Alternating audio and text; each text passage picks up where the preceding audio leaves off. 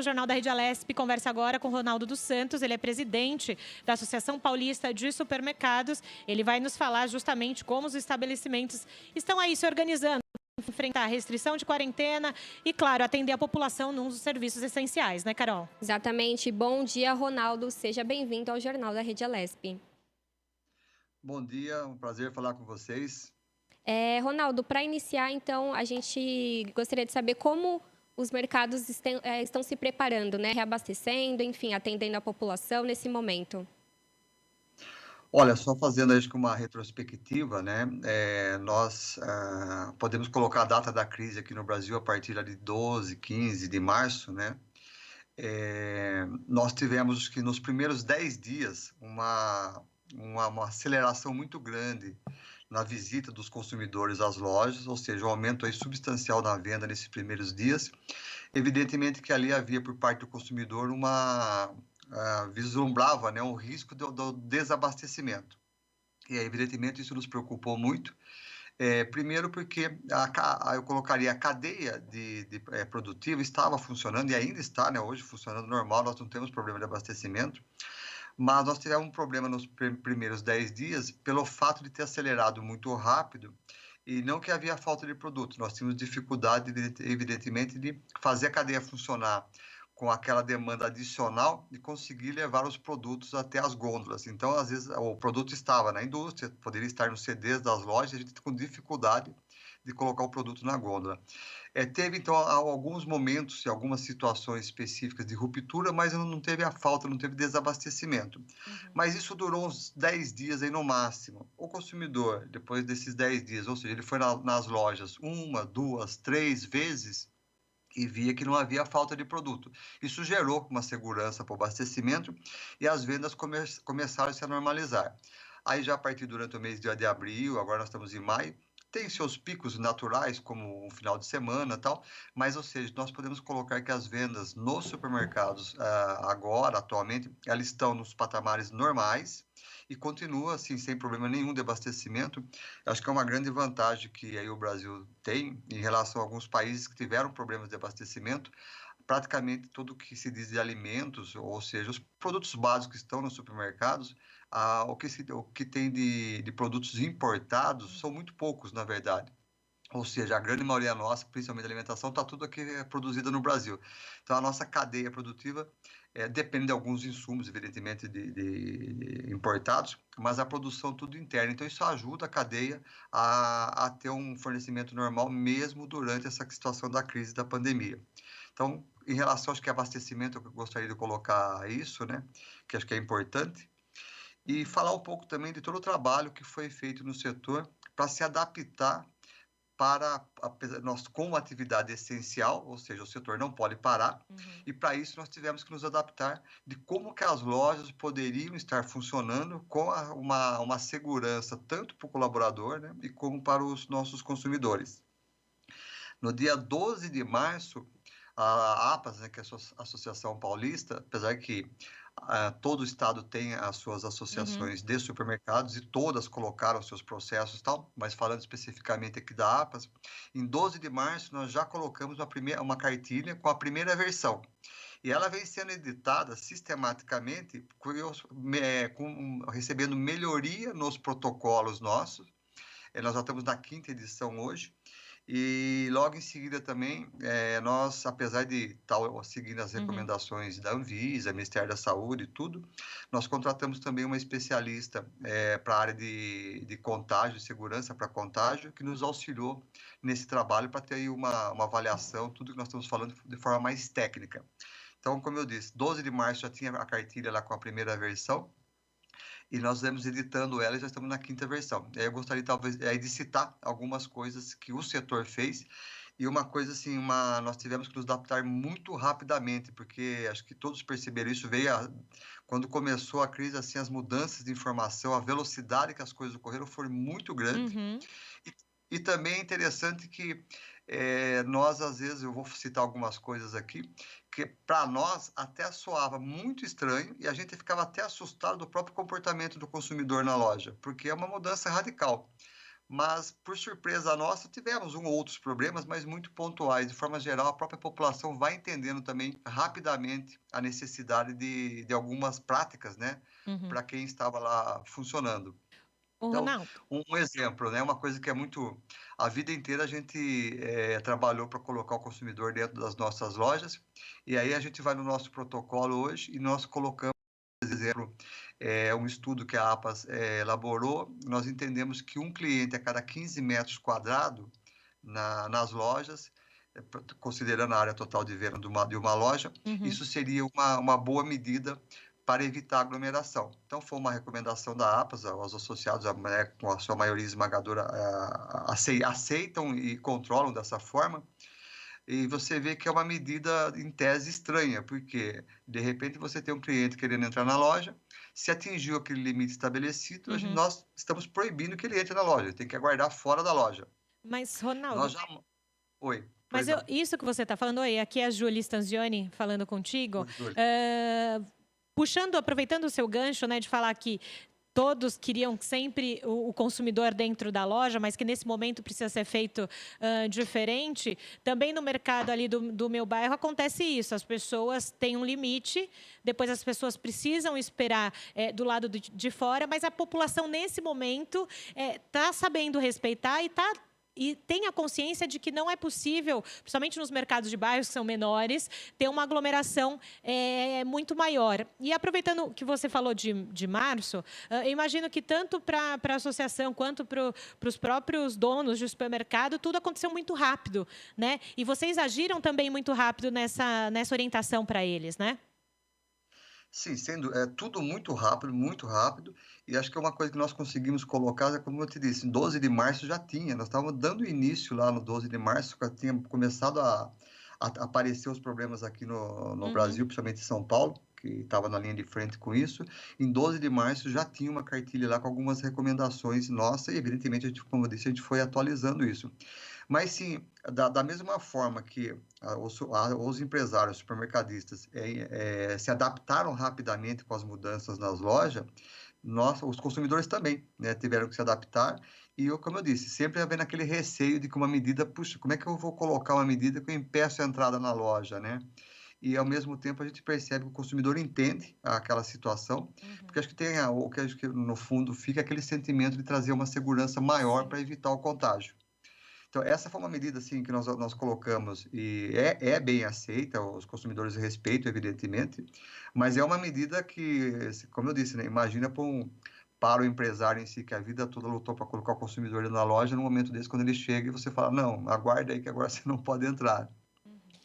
E outra coisa, as barreiras físicas, hoje, por exemplo, as lojas estão usando máscaras, maior parte, além da máscara, aquela própria viseira, que também é uma dupla proteção, e também como exemplo, a gente fala das barreiras físicas, né? Nos caixas tem aquele protetor.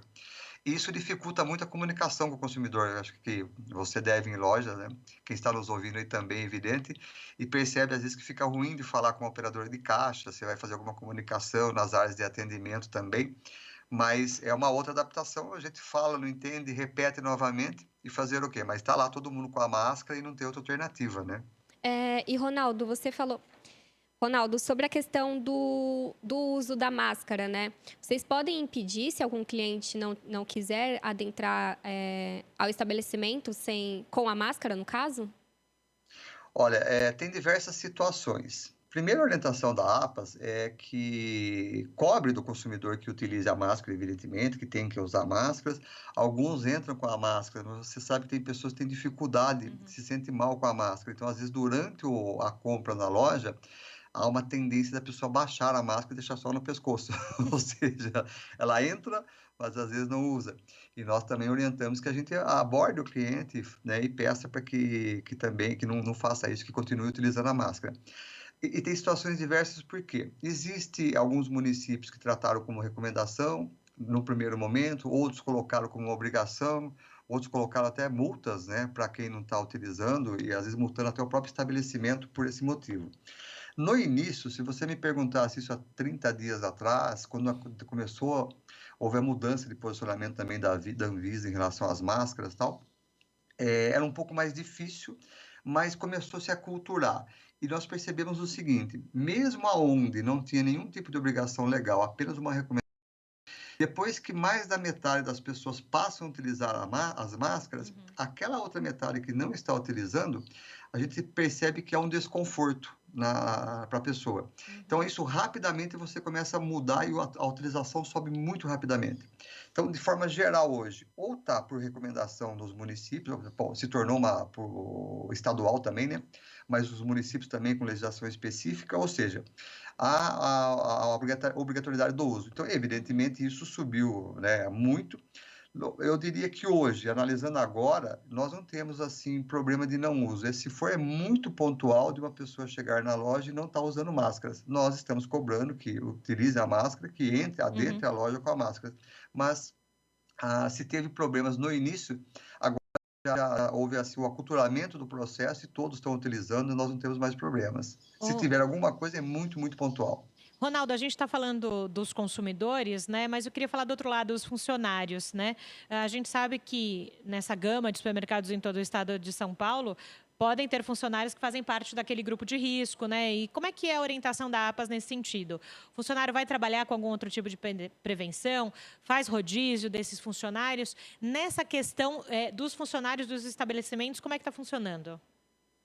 Olha, aí foi a recomendação da APAS também. Logo, isso já ocorreu no final de março. Acho que a partir de abril, de certa forma, todos os associados, eu acho que aí sem exceção, seguiram a recomendação, que é uma recomendação da APAS, mas é do próprio Ministério da Saúde também. Nós afastamos das lojas o grupo de risco. E quem foi considerado o grupo de risco? Evidentemente, os idosos, aí, mais de 60 anos, pessoas com algum tipo de morbidade, algum tipo de doença específica, as grávidas também, inclusive os menores. Então, teve um grupo bastante grande de pessoas que deixaram de trabalhar nas nossas lojas porque nós colocamos dentro desse grupo de risco. Tanto que depois vocês também já devem ter visto, nós abrimos, né, de forma geral, o setor andou fazendo contratação para substituir essas pessoas. Houve um número bastante grande de contratação durante o mês de abril, para essa substituição. Mas, ou seja, o grupo de risco, sim, foi afastado das atividades das nossas lojas e continuam afastados ainda, né? Perfeito. E, Ronaldo, vamos falar agora da questão dos preços, né? Também por conta da economia alta do dólar, alguns preços a gente sente que tá subindo um pouco, mas como que está sendo a negociação com os distribuidores, né? Você garantiu aqui, disse que provavelmente não vai haver um desabastecimento, que era o que muitas pessoas temiam, mas como que tá sendo feita essa negociação com os distribuidores? Olha, eu acho que assim, são duas coisas importantes aí para o abastecimento, né? Primeiro eu falei da questão de nós termos um privilégio aí da cadeia ser nacional, e isso evidentemente facilita muito. Imagina se você precisa trazer um produto aí que é um produto final pronto de um país vizinho, aí você tem o bloqueio, né? Evidentemente, logo você não tem o produto. Então, nós não tivemos esse problema. Nós temos a conexão entre os estados, né? Ou seja, as cadeias produtivas nossas estão localizadas lá. Minas produz muito leite, consequentemente vem muito queijo de lá, tal. Mas não há nenhum tipo de barreira entre os estados, então funciona normalmente a cadeia e esse privilégio de ser o produto ser nacional. Agora, o que ajuda nisso também, evidentemente, é a própria regulação do consumo versus produção pelo preço. Ou seja, nós vivemos aí num regime de liberdade de precificação. E isso permite que, se há uma falta de produto, por exemplo, produtos que dependem de safra agrícola, nós tivemos uma quebra no feijão, por exemplo. Então, obviamente, você tem menos produto, há uma pressão de preço, é natural que o preço suba e sempre foi assim, né? Nós tivemos um problema bastante grande com o feijão aí, apareceu muito como um problema e um vilão agora, mas se você pegar o gráfico do produto comparar anos anteriores, o ano passado também estava nesse patamar de preço mais elevado. Mas aí o preço que acontece, como vem um preço maior, ele tem duas funções aí. Primeiro, o próprio consumidor tentar encontrar uma alternativa, o consumidor acaba fazendo alguma troca, e isso reduz o consumo. Se reduz o consumo, você começa de novo a tentar regular o preço. Óbvio que depende de safras e tal. Tem safra, inclusive, de feijão entrando nova agora, que provavelmente traz o feijão para um patamar que estava anteriormente. Mas eu falo da importância do próprio preço regular isso. Olha, outro ponto importantíssimo, foi o primeiro produto que nós tivemos problema foi o leite. Teve uma alta de 30%, isso foi extremamente comentado. Lá já no final de março, eu dei várias entrevistas sobre isso. E se você olhar novamente, isso, o leite estava lá em torno de R$ 2,50, R$ 2,70 e subiu praticamente R$ 1 a mais do que estava. Durante o mês de abril, final de abril, agora começo de maio, se você for em lojas, já tem os leites novamente em torno de R$ 2,70, R$ 2,80. Já é possível encontrar o leite nesse preço novamente. Ou seja, teve uma procura muito grande naqueles 10 dias que eu fiz menção aí no início da entrevista. Após isso, acalmou, diminuíram-se os pedidos, o leite subiu bastante, ou seja, você tem uma diminuição no consumo dele. O leite também, né, uma mussarela praticamente, a mussarela é leite, ou seja, sobe a mussarela, você diminui o consumo, você tira a pressão e o produto vai voltando a preço normal que estava antigamente. Então, eu faço essa colocação da importância do próprio preço ir regulando a demanda. E uma coisa que a APAS colocou evidente, nós precisamos considerar que nós estamos numa época de exceção. Tem uma diferença, a liberdade econômica continua, mas há a preocupação, sim, de que a cadeia tenha necessidade de ajustar preço, mas que todo mundo tenha cuidado com isso. E falando dos associados nossos, isso nós fomos muito enfáticos. Diariamente eu gravava vídeos para meus associados, as nossas mensagens que nós temos por WhatsApp, e-mail, que é a forma de comunicação com eles, para que, tendo necessidade de reajustar o preço, porque houve um produto com compra de preço maior, que fizesse o mínimo possível e, em hipótese alguma, aumentar as margens. Ou seja, se tiver que repassar, repasse a mesma margem que já existia anteriormente e, se possível, menor, para que não impactasse o menos possível para o consumidor. E que também fizesse o seguinte, junto aos próprios compradores, que quando você tem uma alta de preço, se você continua fazendo os mesmos volumes, você também está mantendo o preço naquele patamar, que negociasse duramente com os fornecedores e comprasse o mínimo possível.